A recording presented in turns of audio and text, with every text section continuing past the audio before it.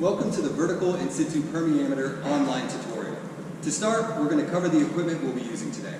On your left side, we have the falling head vessel. We have the AWJ adapter, the vertical In-Situ Permeameter probe itself, and then we have the probe constructor. The new probe consists of 4 different pieces. We have the nose cone, the inner rod, the friction reducer, and the AWJ attachment. Now let's see how the probe is constructed.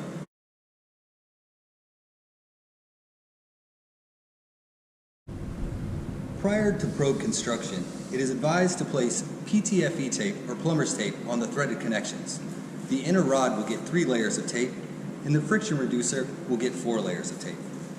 To construct the probe, we will take the inner rod and feed it through the friction reducer.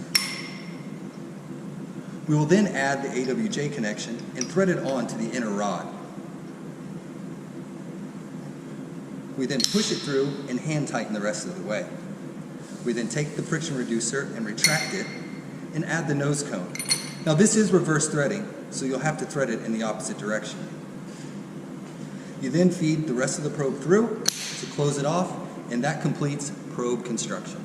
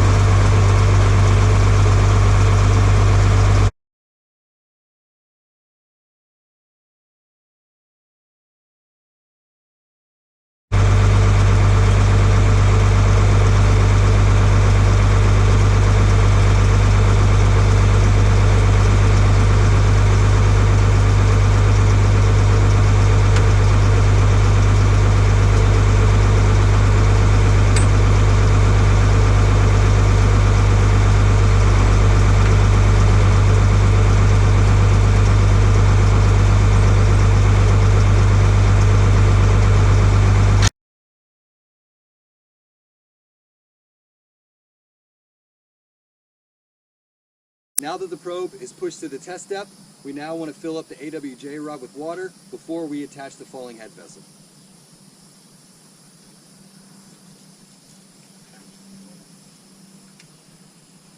And what you want to do is make sure that you get all of the air out of the system.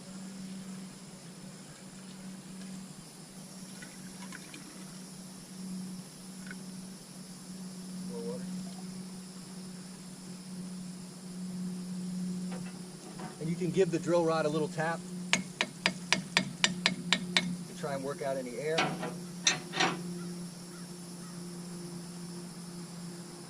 And now the inner rod is filled, we can now attach the AWJ connection.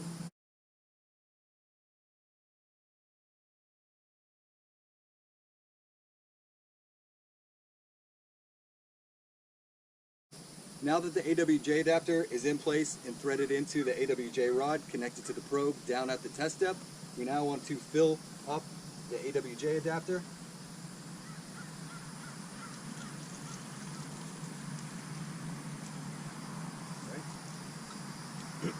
And you want to check to make sure that the water level stays stable. This ensures that the probe is in its full closed position, and we're now ready to attach the falling head vessel and begin the test.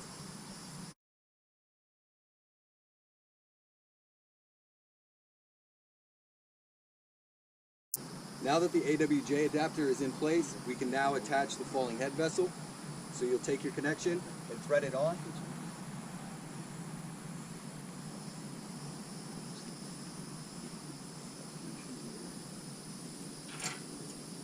Grab a wrench and give it a tighten.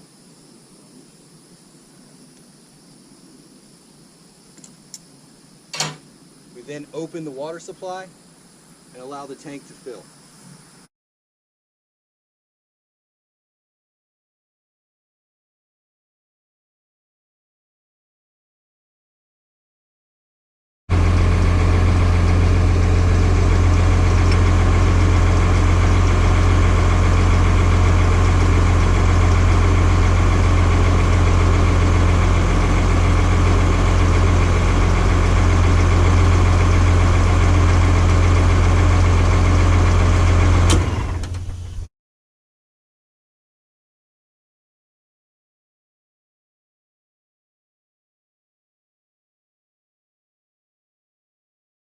Alright, during saturation, it's a good time to get an estimate of how quickly the water is going to fall within the tank.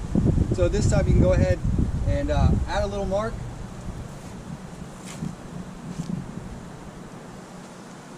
And start your timer. We can then estimate the rate at which the head's going to change or fall within the tank. And we can determine our testing increments for the actual test itself. Now during saturation, as you can see, it's falling pretty quickly. So in this case, what we would need to do is add water before the tank is fully drained. We want to make sure that we never fully drain the tank and that we always have some form of head in the falling head vessel. So we're coming up here on 30 seconds. I'll go ahead and add my mark, and as you can see, we have quite a bit of a head change here. So that lets me know that a 30-second increment or a 15-second increment would be ideal for this test. So at this point, what I would do is go ahead and turn the water supply back on. Continue to saturate for the remaining 15-minute period.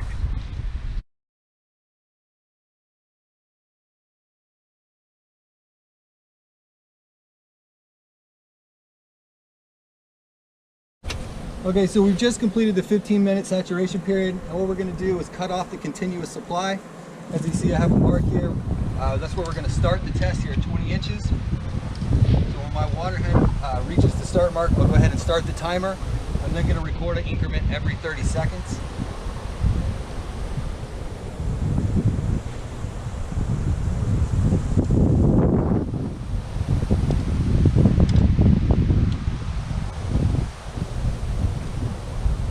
Okay, so now we've initiated the test. Throughout the test, you can mark the tank on the outside or the inside. And what I like to do is if the water level actually falls on the line, I'll mark it on the outside. And if the water level falls in between two lines, I'll mark it on the inside, just to let me know the difference there.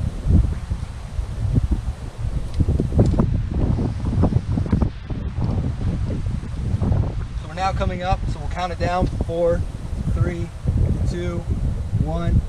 mark.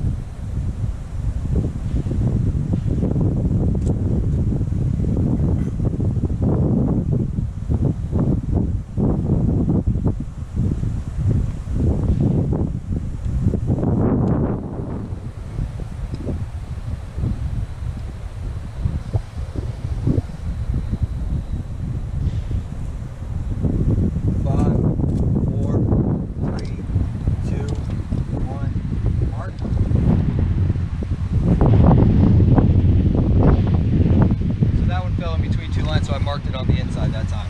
So we'll continue to do this throughout the test. And as we complete the test, we want to make sure again that we don't drain the tank fully. And we'll go ahead and close the probe off once the test is complete and advance to the next test step.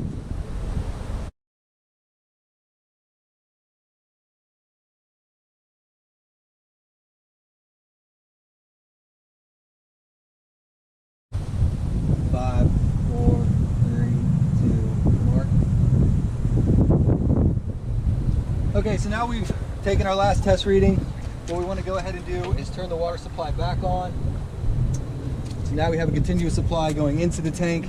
We'll keep a head in the actual tank itself, but we can go ahead and close off the probe.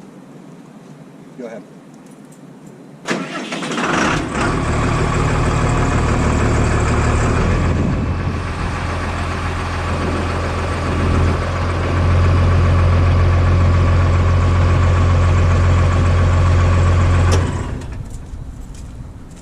Okay, so now we've closed off the probe, and what we see here is that the water level has stabilized. This tells us that the probe is in its full closed position. We can now remove our attached equipment, add another drill rod, and we can move on to the next step.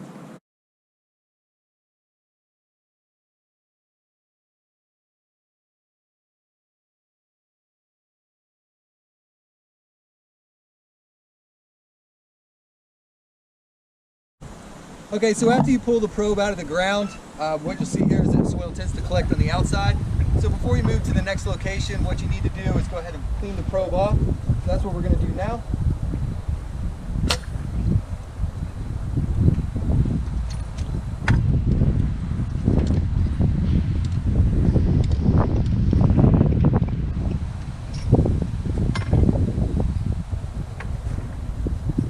So just take your water supply,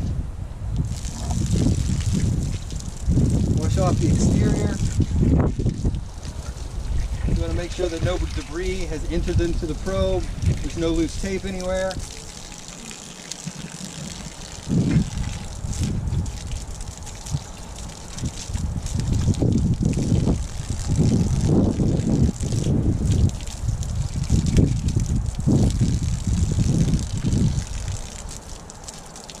And go ahead and run some water down in the inner rod, and you want to see it come out the sides. And what you'll need to do in most cases is add more PTFE tape, or plumber's tape, before you move to the next test step.